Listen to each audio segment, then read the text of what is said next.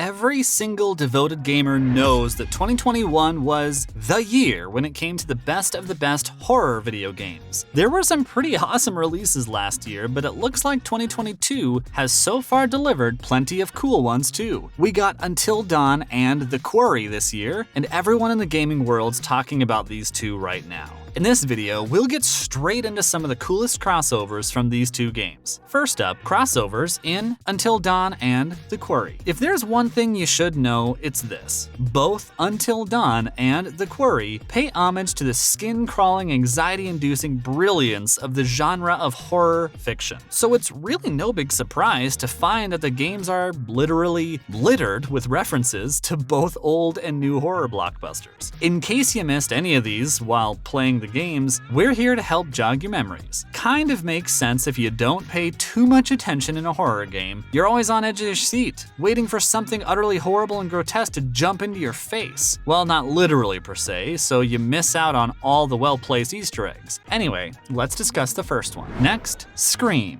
The Scream franchise had us all screaming to death back when the movies first came out. It was quite a ride watching these movies, and now to have them inspire an interactive video game? Yeah, watch all those screams come right back. The creator of the game, Will Bowels, put Scream on top of his list of classic horror movies that inspired him to create The Quarry. And, well, isn't it quite a coincidence that David Arquette happens to have a role in not only Scream, but this new video game as well? Not just that, but people who've already played the game mentioned how in the game there were some very similar guitar strums when Arquette's character made an appearance. Why exactly did they sound familiar? Well, it's a little bit too on the nose. The game's strums were heard whenever Arquette's character came on screen. Now that's one super obvious nod to the franchise. And the fact that Will Bowles picked Arquette to play a character in the video game, well, that too shows how much of Scream went into The Quarry. Not much, but just enough to keep all the players hooked. Fans of horror games and movies must be having a field day with these references and Easter eggs. And now, A Nightmare on Elm Street. There were dozens of references to the nightmare that was A Nightmare on Elm Street.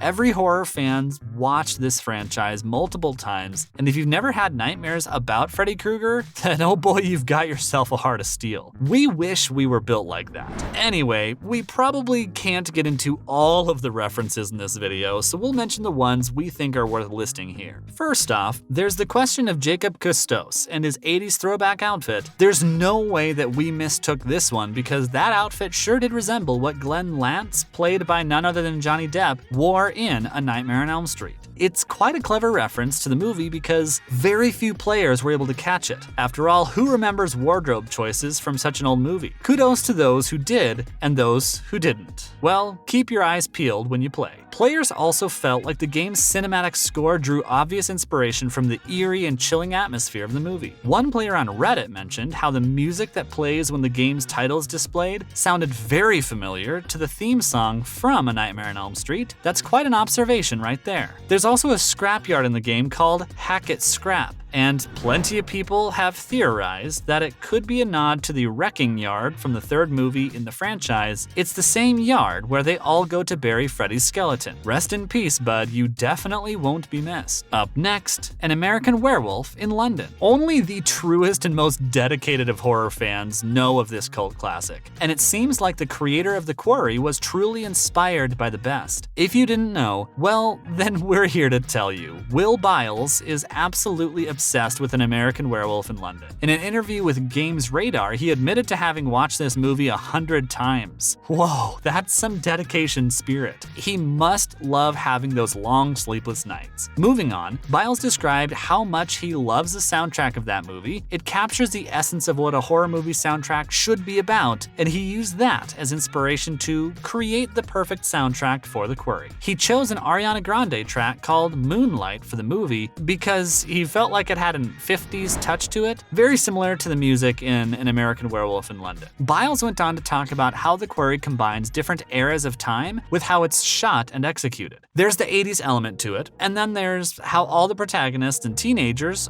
so that definitely gives it a contemporary touch. And then the entire plot about Hackett's Quarry adds to its 50s vibe. We see why he would use An American Werewolf in London for inspiration. It's quite genius, really. And now The Evil Dead. It seems like Will Byles had a really tough time deciding which one of the Evil Dead movies was his favorite. In the end, after some serious analysis, he picked Evil Dead 2. So it's no surprise at all when you find all those references to the sequels scattered throughout the game. Byles was particularly impressed with Sam Raimi's camera work in the movie, and he even went ahead to admit that a lot of shots in the game looked familiar only because they went to mimic exactly what Sam Raimi did in Evil Dead. So, to those of you who were scratching your heads wondering why some of the shots looked so eerily similar, well, it wasn't deja vu by any means. They were pretty much a love letter to Byles' obsession with the masterpiece of horror that is The Evil Dead. All those bloody and scary injuries you come across while playing the game, they're obvious nods to how they depicted similar violent injuries in the movies. Byles was especially fascinated with how cartoonish it all seemed, but it still elicited a reaction from the audience because of its gruesome nature. Well, isn't that what horror's all about? Put in as much gore as you can to shock and shake your audience. Next is Friday the 13th. Yeah, this list isn't complete without mentioning Friday the 13th. Even if you're not a fan of horror, you've heard of this movie, and the nods to it are all there in Until Dawn. If there's one movie that should get credit for inspiring these games, it's got to be Friday the 13th. All the typical horror tropes and character stereotypes that you find in Until Dawn, they're all taken from this movie. Looks like the creator Will Byles didn't hold himself back from unleashing his inner horror nerd when it came to creating these games. Even the dialogue was inspired from Friday the 13th.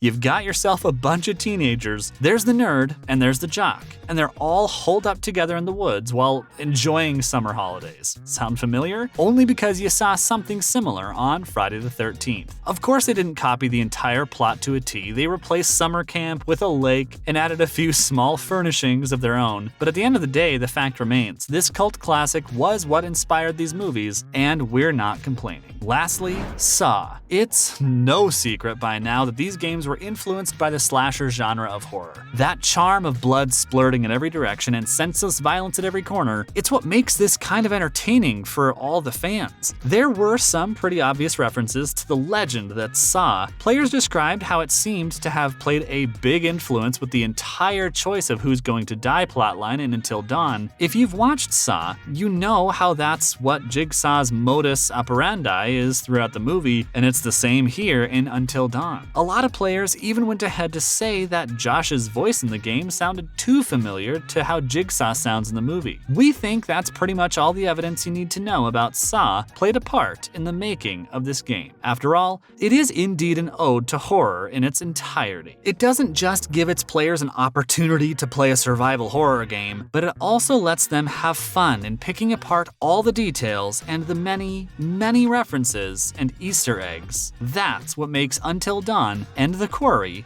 fun, no matter how horrifying they get. That's a wrap for this video. Want more news about the latest interactive horror video games? Let us know in the comments below. Make sure to give this video a thumbs up and subscribe to our channel for more videos like this. See you in the next one.